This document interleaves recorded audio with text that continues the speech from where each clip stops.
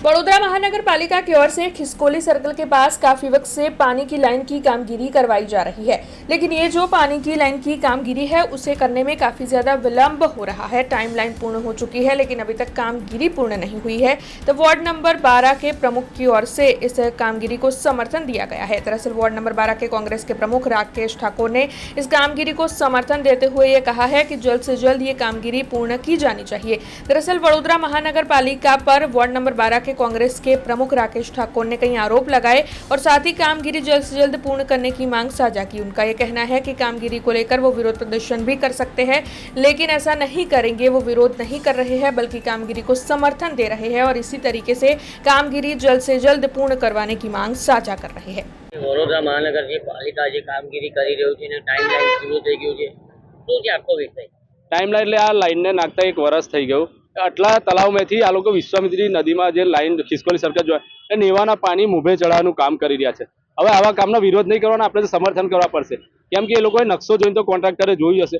પણ નકશાની અંદર એવું છે કે લેવલ ચલો લેવલ ડાઉન કર્યું, તમે લેવલ ડાઉન કરતા કરતા પણ જે મોટી મોટી 5-5 ફૂટની 6-6 ફૂટની લાઈનો આવી એને તમે કેવી રીતે લાઈન ક્રોસ કરશો? પાણી કઈ એટલા ફોર્સમાં નથી આવતું, એટલું ફાસ્ટ નથી આવતું, જે એક લેવલથી ડાઉનથી જ આવશે। હવે ત્યાં વચ્ચે અડચણો આવશે, 3-4 જગ્યાએ મોટા મોટા 5-5 ફૂટના પાઇપો છે। અત્યારે બી અહીંયા બી દેખાય છે કે લેવલ કેટલું ડાઉન છે, પાઇપો લેવલ ટુ લેવલ છે, તો સામે પાણીનો ફ્લો ધક્કો કેવી રીતે મારશે? એક મોટો મુદ્દો છે આ પાણીનો કે આટલા ગામ આવનારા સમયમાં ડૂબશે।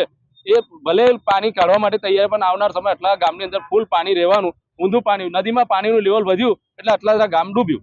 અરે હવે તો વિરોધ બી નહીં કરવાનો, હવે તો સમર્થન કરવું પડશે, મને એવું લાગી રહ્યું છે, કેમ કે કઈ વિરોધ કરે તો હવે કેસ લાગુ પડશે એવું કહેવામાં આવ્યું છે। એટલે વિરોધ નહીં કરવાનો, સમર્થન કરવાનું। અને આના કારણે આ કામગીરીને કારણે છેલ્લા મારા હિસાબથી 20 દિવસથી લોકો હેરાન પરેશાન છે। પોલીસ પર ભારણ વધી ગયું, ટ્રાફિક પોલીસ હેરાન પરેશાન અહીંયા, કેમ કે લોકો સમજતા નહીં, લોકોને 1 કિલોમીટરનો ફેરાવો થઈ ગયો આ સર્કલ પર, એટલે પોલીસ બી કંટાળી ગઈ કે હવે કરવું શું?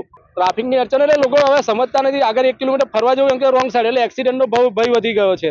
એટલે કે પબ્લિક બી હવે સમજતી નથી, એમને બી થોડું સમજવું પડે। તમે 1 મહિનો વેઠી લો, બીજું 1 વર્ષ વેઠ્યું છે તો તમારે નિકાલ થશે આ, કેમ કે આને ગમે તેવું સમર્થન આપીને કામને પૂરું કરવું પડશે। પછી જે રિઝલ્ટ આવે, પાય કે ના જાય, કોર્પોરેશન જાણે, પછી નવો પ્રોજેક્ટ લાવીશું પાણી કટે, એનો જવાબદાર વ્યક્તિ વડોદરા મ્યુનિસિપાલિટી કોર્પોરેશન જ રહેશે, કેમ કે એમને ખબર જ હતી કે આ પ્રોજેક્ટ છેલ્લા મારા હિસાબથી આગલી ટર્મના જે 5 કોર્પોરેટર હતા, 4 કોર્પોરેટર એ ટાઈમનો પાસ થઈને પડેલો ને અત્યારે આ છેલ્લા 10 એન્ડિંગ 1 વર્ષ બાકી રહ્યું હતું ચૂંટણીનું, ત્યારે ચાલુ કર્યો, એટલે 9 વર્ષ લગી પ્રોજેક્ટ પડી રહ્યો અને હમણાં ચાલુ થયો, એટલે કઈ ને કઈ હશે, હવે મિલી ભગત હશે એની અંદર। हमसे जुड़े रहने के लिए हमारे YouTube चैनल को सब्सक्राइब करें और नई वीडियो की नोटिफिकेशन के लिए बेल आइकॉन को दबाएं।